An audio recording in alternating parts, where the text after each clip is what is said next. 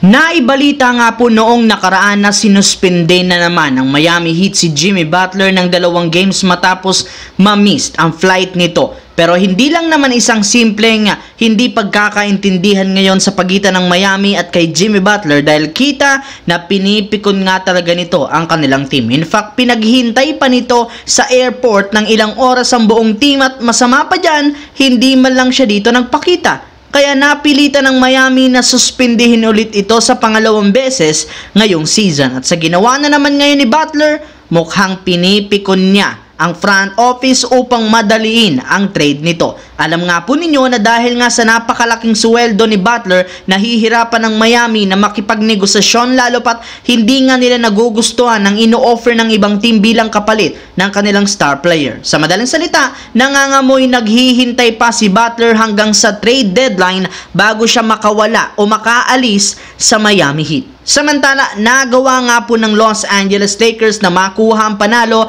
laban sa Golden State na pinangunahan ni LeBron na nagtala ng 25 points, 12 assists at si Anthony Davis na merong 36 points, 13 rebounds. Nag-step up rin naman ang ilang mga key player kagaya ni na Max Christie, Jared Vanderbilt at Dorian Finney-Smith na siyang nagtulong-tulong para mapahinto ang ginagawang 3-pointer ng Warriors, especially si Stephen Curry na nagkaroon ng 0 points sa second half. Kahit naman nga pong gawing switches ni Curry at Warriors, hindi siya nakakakuha ng magandang tira na siyang naging rason bakit hindi niya natulungan ang kanilang team. Kaya pinagmamalaki ngayon ng Lakers ang pagkakaroon ng 3 legit na defensive player na kayang mag-switch sa kahit anumang posisyon. Pero sa kanilang 3, si Jared Vanderbilt pa rin ang pinakahinangaan dito dahil sa pagtatala niya agad sa kanyang debut game, 2 points, 2 defensive rebounds, 2 offensive rebounds at 3 steals sa kanyang +6 na efficiency rating sa loob lamang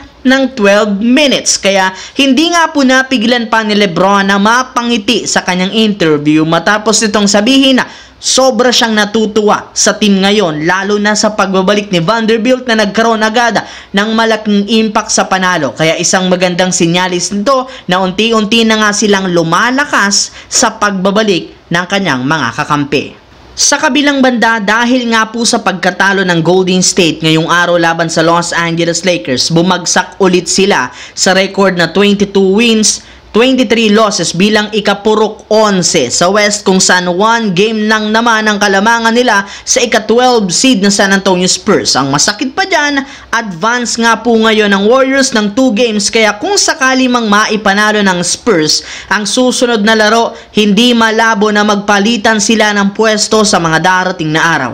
Napatunayan rin naman ngayon na wala pa rin talaga silang mga players na maaasahan pagdating sa pagtulong kay Stephen Curry sa opensa. Halos lahat nahihirapan at nag-i-struggle ng husto. At dahil sa pangyayaring ito, kontra sa Lakers, malinaw, wala silang pag-asang manalo at mag-compete ng kampyonato. Kaya kung wala nga pong gagawing pagbabago ang Warriors sa trade deadline, suggest ng mga analyst, mas mabuti na lamang mag-request ng trade si Stephen Curry dahil nasasayang lamang dito ang kanyang prime years. Bilang na lang naman ang mga taon nito sa liga, kaya kailangan nga po niyang maghanap ng isang team na makakapagbigay sa kanya ng mas malaking oportunidad na mag-compete sa titulo.